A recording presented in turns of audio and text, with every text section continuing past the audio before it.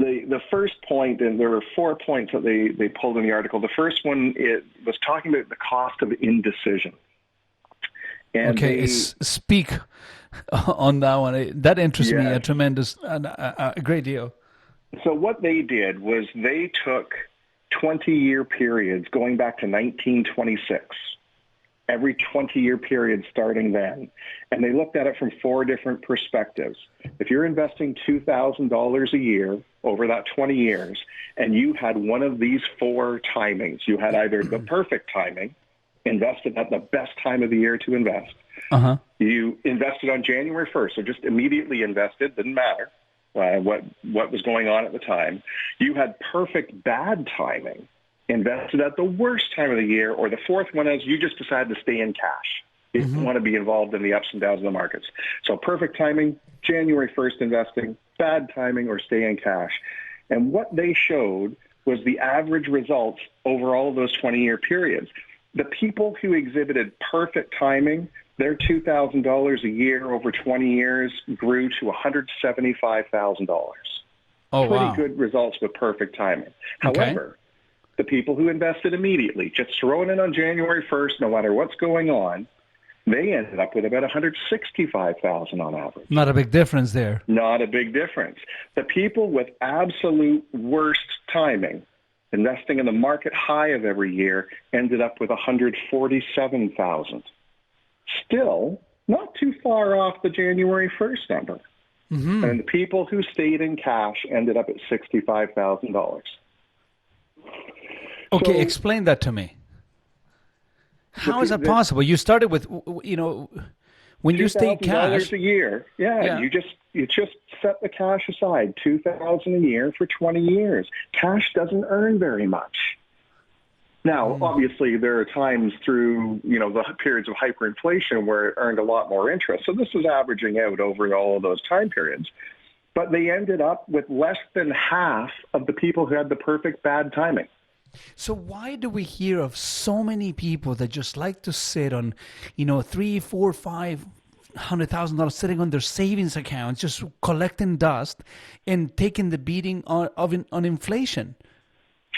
I think it's because they are trying to preserve their dollar amount and not their purchasing power.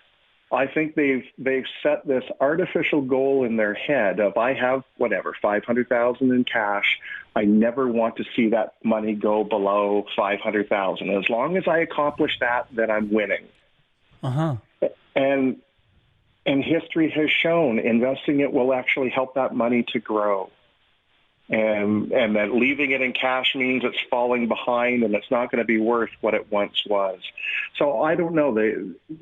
Somewhere along the way, they learned the lesson of, the ups and downs in the market is a terrible thing. Imagine if you owned your home and somebody dropped off on your front step every day the value of your house, and you could see every single day how that house value changed. Mm-hmm. And what would you do? I mean, unfortunately, the people who stay in cash are saying, I never want to see this thing go down. So what would you do if that was your house?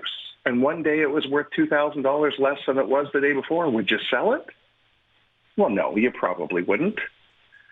You'd stay in because, over a long time, housing value generally just increases. So do you think that people are obsessed with the day-to-day information, the reciprocal aspect of your money and seeing it as a tangible thing, not as a tool to be used? Do you think that people think of money as an asset, as a hard asset in the sense of just a tool to generate more wealth for you? Yeah, I'm not really sure how that view comes about, but essentially what you're saying, and I think that's what happens with some people, is I think amount of cash equals some sort of end game. That is the objective, is just to have as much cash as possible. And I agree with you. It's more of a tool of what it's supposed to do for you. So they're missing out on opportunity. And that actually led into the second one, which was hoarding too much cash. So the cost of indecision was you were missing out on growth opportunities, and hoarding too much cash is something that we've seen, and we traditionally see during financial crises. Corporations are sitting on trillions of dollars that they're not deploying, and individuals likewise doing the same thing, just hoarding way too much cash, and there's an opportunity cost there, so they're missing out.